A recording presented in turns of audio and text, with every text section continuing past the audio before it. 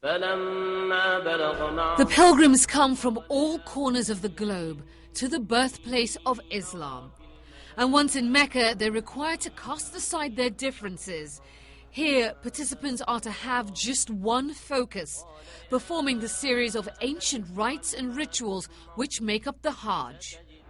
Before performing the Hajj, pilgrims must first enter into a state of spiritual purity known as ihram. Men indicate this by wearing special white clothing without stitching. Women dress simply. The preliminary rites are performed in the Masjid al-Haram or Grand Mosque. It's home to the Kaaba, a cube-shaped stone structure covered in embroidered black silk.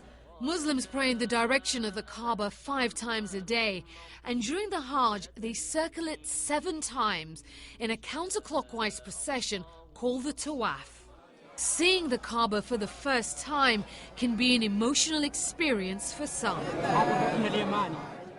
As soon as the Tawaf is completed, the pilgrims are required to drink from the well of Zamzam, an act which symbolizes spiritual refreshment. They then move on to perform the rite of sa'i, or running. This is performed a few yards from the Kaaba along a passageway built between 2 hills. Muslims believe the ritual commemorates the desperate search for water by Hagar, the Prophet Ibrahim's wife. The migration of the masses from Mecca, 5 miles east to Mina, marks the formal commencement of the Hajj. Now in the desert, they camp out overnight in tents and at dawn make their way another 5 miles east to the plain of Arafat. This day is spent standing in the open, absorbed in prayer and meditation. The day of standing together before God is the defining ritual of the Hajj. Muslims believe it's a dress rehearsal for the Day of Judgment.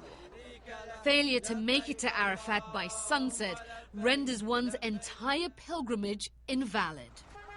After sunset, the pilgrims are on the move again, this time heading westwards.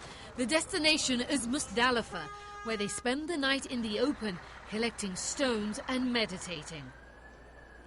At dawn, they head to a special area in Mina where 3 large stone pillars stand.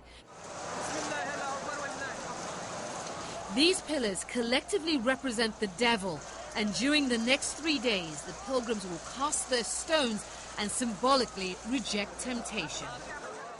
The first day of Jamarat is also the start of Eid al-Adha, the festival of sacrifice, a major holiday throughout the Muslim world. At some point during the 3-day rite, pilgrims are required to return to the Grand Mosque to again circle the Kaaba.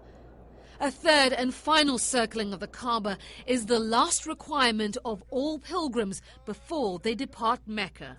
Many who attend the Hajj save their whole lives to be able to make this challenging spiritual journey. But in spite of the challenges, they continue to come in the millions, striving not only for a deeper relationship with God, but also with each other. Aisha Say, CNN, Atlanta.